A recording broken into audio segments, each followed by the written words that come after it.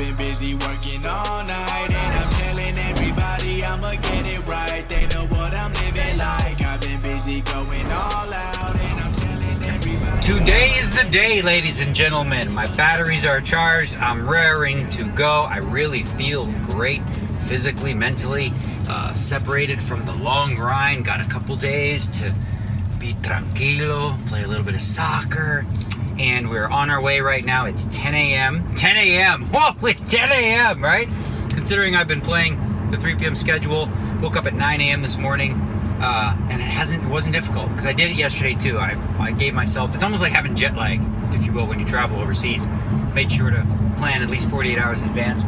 So feel really good today. We will be at the featured table on Poker Go, where it's the only place you're gonna be able to watch today. So it's Poker Go, and if you want to save $10 on like an annual subscription, which you're gonna want to have, because Poker After Dark is coming back, and some other really cool shows that are gonna be exclusive to Poker Go. If you want the annual, you can save $10 by using pokergo.com/refer/Daniel. Use promo code Daniel. Okay. All right. We're gonna be at the featured table, I believe today with word on the street is with one Jason Mercier, which works well for me because Jason, his game melds well with mine. He's a smart guy. He knows what he's doing, especially on a day one here. I don't expect him to be going buck wild and running some like elaborate, goofy 6-bet, 7-bet pre-flop stuff or some, elaborate 3-bet bluffs, 3-barrel bluffs. I think he's going to play just smart, solid poker. And it's pretty much how he succeeds and how he has. He's probably, in my eyes, overall, easily, arguably the best tournament player in the world. Knows what he's doing, solid at all the games, and anyone who tells you different just is wrong. The guy is as sharp as a tack. He's, putting any new game. I remember the first time I started playing Chinese poker with him, and I thought I was better. I'd been playing for a couple weeks. I think it took about 4 hours before he was just better than me. He just figuring stuff out. And that's kind of what he does. He's got a little bit of the old school, just figuring stuff out.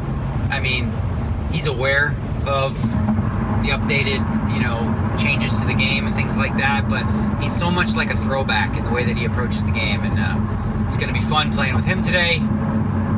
Our intention for this tournament is to win the whole thing. Over 7,000 people. We've seen an uptick on numbers, I think already on day 1B, the highest number ever, so expect even more today. On day 1C, my intention is to win. My intention for today is to play 5 levels and to end the day with 100,000 in chips. You start with 50,000. The last level of the day will be 250, 500. So I believe I'll be able to, small ball it up, chip my way up, and get to the 100,000 mark or more, of course. When I say 100, I'm not like, again, I don't care. I'm just throwing it out there. That would be a good number. More would be an even better number.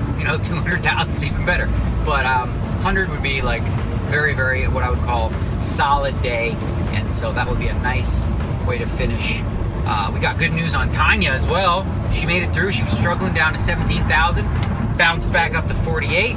You got Richard still in there with 107,000 after day 1A. So far, so good. And then today's the day for KL to run up a stack and see if he can also get through on day 1. So let's do this.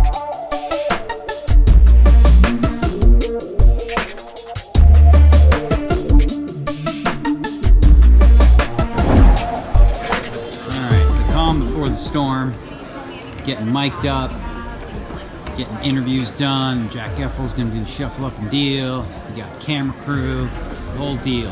Over here at this table is John Juanda, Mike Sexton. Not sure who's at the other one. Myself and Jason Mercier will be doing the Poker Go today. Hey!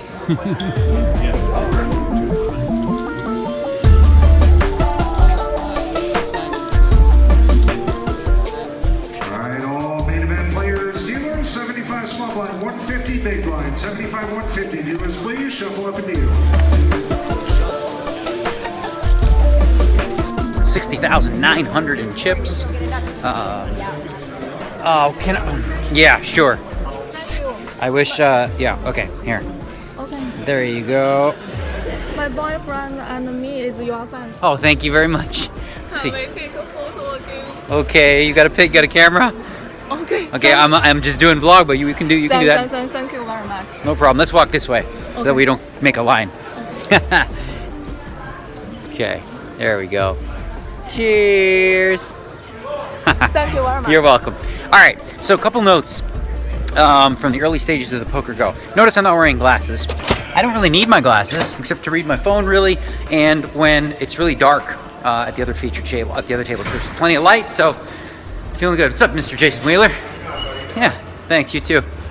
So we got a good start, 60,900. The play I noticed from day one in the other broadcasts, because I was watching the ESPN and Poker Go footage, very different than past years from what I've noticed. Typically, it's quite weak and passive and careful, but people have been guns a-blazing in the early levels. So we've seen that a little bit early on with my table, and I'm prepared for it. You got Giuseppe in there who's gambling it up.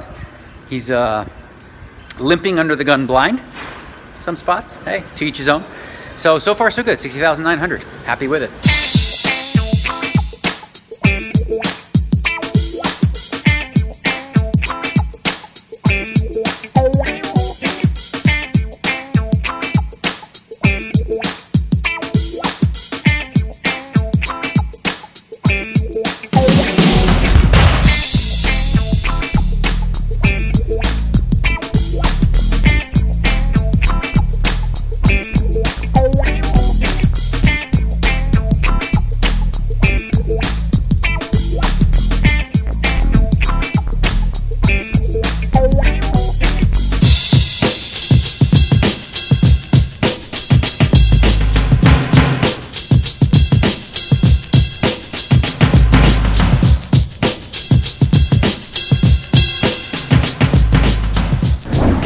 All right, end of level 2, a little bit of a rocky ride, 43,550. Not worried about it. Had a couple funky hands come up so far. One of them is the following hand breakdown that I want to share with you guys. If blinds are 150, 300, no ante. I raise in first position with aces. Next player calls right next to me. Next player after that calls. The button calls and the big blind calls. So it's 5-way action for 4,000 total pot. First player checks a jack of clubs, 10 of diamonds, 3 of diamonds flop, and I elect to bet 2,500 for my aces.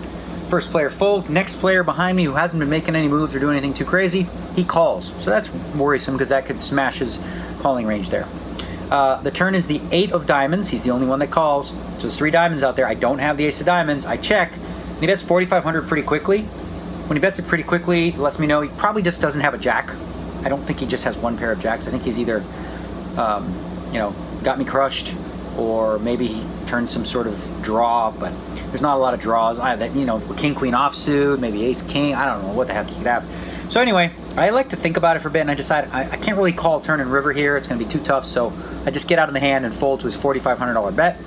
And then, of course, on Poker Go, I found out 30 minutes later, he had the ace of diamonds and a king. So he had a queen or a diamond he could have hit. Plus, it's a good chance if I call that turn, he's going to go ahead and barrel the river. It's been a very weird start to this event because it's not a great table for me, frankly. It's not exactly good. So I'm just going to make sure that I avoid any landmines. I made a bad call against the guy who bluffed me earlier. So I've been zigging and zagging a little bit, but we're going to get it right. We'll be just fine by the end of the day. My name is Cleeton. It's my initials, and actually named after my dad. And I just go by my initials, KL. I'm from a really small town in Illinois, about 100 miles east of St. Louis. Everybody knows where that is. Gateway or Crossroads of America. And, I've been playing poker for a really long time. I got into it when I was a teenager. It was a form of competition that I could take part in. It was something that didn't require you to be the fastest or the strongest. You had to be the smartest. And sometimes the luckiest. And so I was one of the kids. There were, I'm sure, millions of kids all across the world that, did the whole, oh yeah, I'm totally 18, or signed up with their parents, name or whatever, because I loved poker and wanted to play poker. We live in a tiny town. It's like 10,000 people. There are no home games that you can go play. There are 10-cent, 25-cent games that you can go compete in. And I wanted to play. I wanted to be in a form of competition that I could compete in. So when I was born, perfectly normal baby, very standard, but as I got a little bit older, generally babies will like push off when you stand them up, or they'll do things that they instinctively feel like they need to do, even if they're not walking and crawling. I never did those things, and my parents were like, "What's going on?" And so for a long time they were told, "Oh, I'm just lazy," which that's a different story, and then maybe it ended up being true. But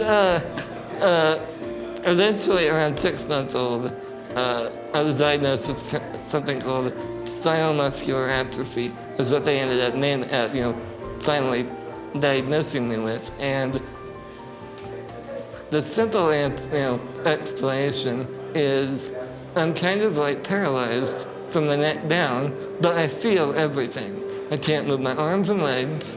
The only thing I can move is my thumb, a tiny bit, which is what allows me to control my joystick. And it's a micro joystick, very sensitive, which is why I'm always freaking out when people try and shake my hand. And essentially, I have the most severe form of the disorder. There are plenty of people with SMA that can move their arms, do all sorts of things. I can't do that. And because of that, I wasn't supposed to live until past 3 years old. I'll be 28 on July 25th. So I was like, screw you doctors, I got this. And so, it's one of those things where they eventually had to downgrade my diagnosis because I've lived too long. They're like, okay, well, you're no longer this thing because you're old. So I was like, well, I still can't move. They're like, yeah, we know that, but that's not important. Okay, whatever. But my parents, massive advocates for me, demanded that I was in regular courses, regular classes with all of, the normies, if you will. And because of that, I was, treated as just like any other kid by my peers. That really means a lot to me because I feel like, especially at the poker table, it's the same thing. It doesn't matter whether you're in a wheelchair or, you're a dude that can deadlift 450 pounds. It doesn't matter. And that's really one of the things that kind of hits me with poker is that equality and that independence.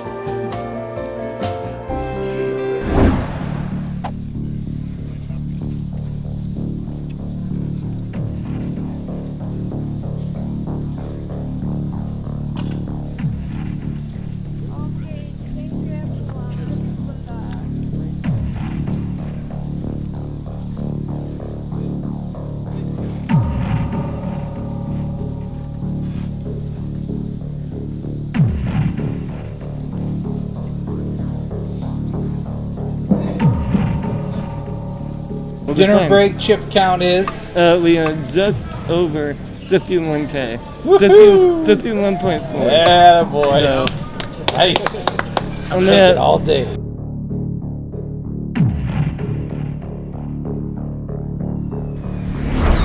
Remember the first time I met you? What did I ask you? Do you remember? If I had ever smoked pot. Yeah. And what'd you say? One time. One time. Was it fun? Yeah, it was fun. Truth. Yeah. It's true. Truth or dare. Legal here in Nevada now. I got Y'all ask me questions, I'll answer them. How's that work? Yeah, I like that. Easy accent. I was just getting ready to pee. Alright. I would say to an amateur who's like just coming into the main event for the very first time, to really just soak it in. You know, really appreciate the honor and then just the privilege it is for us to be in this thing. And then you know what? Take your time in the early levels. There's no annies the first couple hours.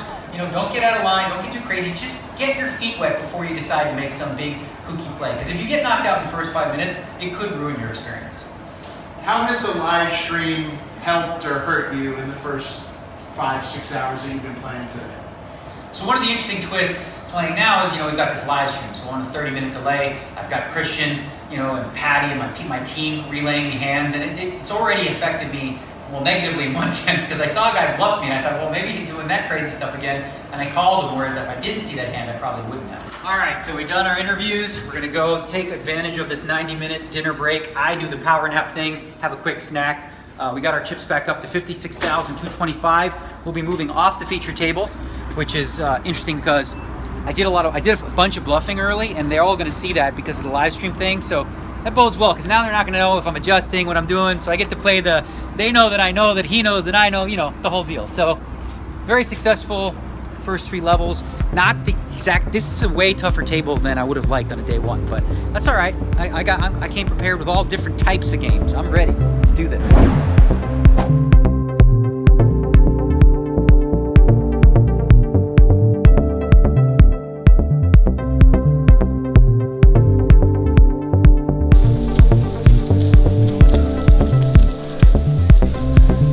Hey, long time no see. I gotta come get hugs. How you been? You're gonna hug the camera? No, not this one. I'm good. How's We your were worried life about you. going? Everybody was worried. Everyone was Everybody on worried. the team was worried The about vloggers? you. Yeah. Vlog watchers? I'm alive and well. Yeah. How's Gail doing? We're about to go check them out.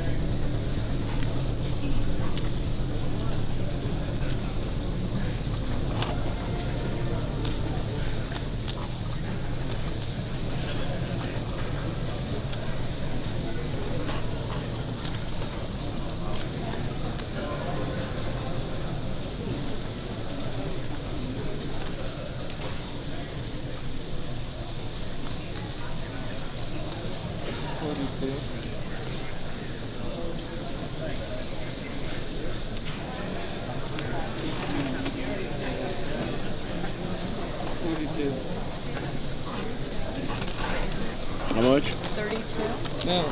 42. 42. Okay, 42.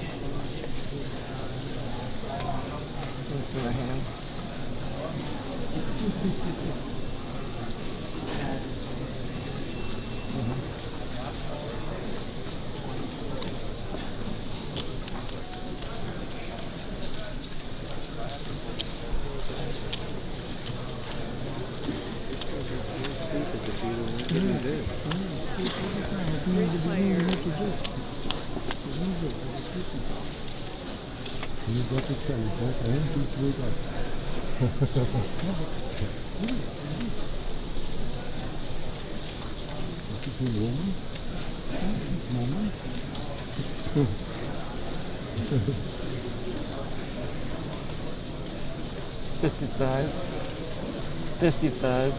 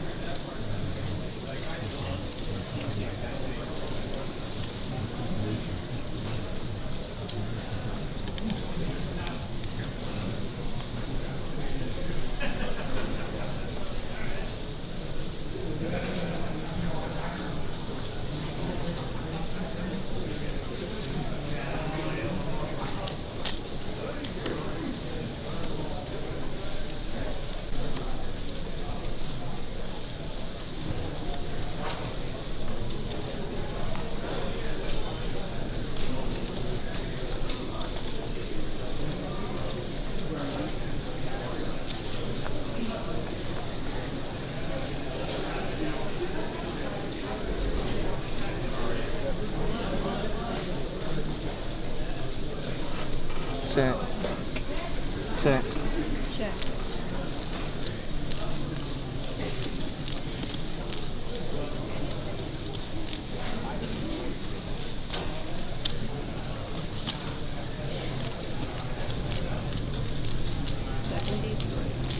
What? 73.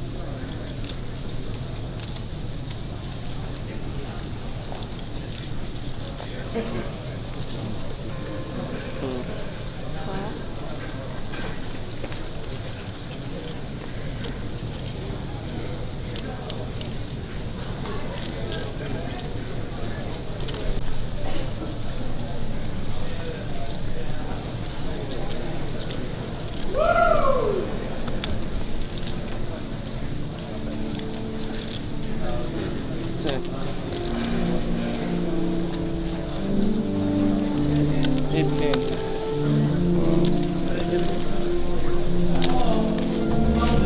Nice hand. Vamos. My friend, nice hand. Chaka. Chaka, chaka. And I think that you make all the You get no respect.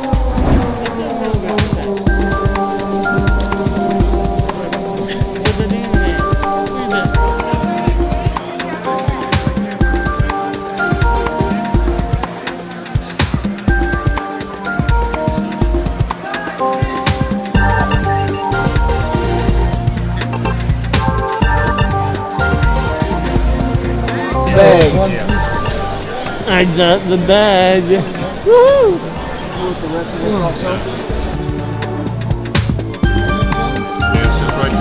Here you go, bud.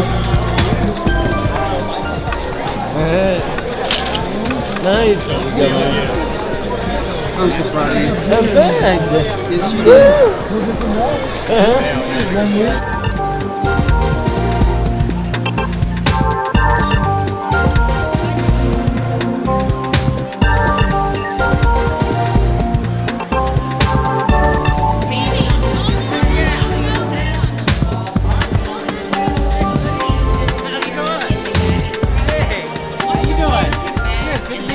Our pleasure. How'd we do? Not bad. How much? 61-2. You got more than twice what I got. Really? Nobody went broke at my table. Me and Jason both did really bad. He had like 26. We were at 100 and Pocket Kings went with a shit. Pocket Kings? Just finished day one. I bagged and tagged at 61.2K. So just over starting.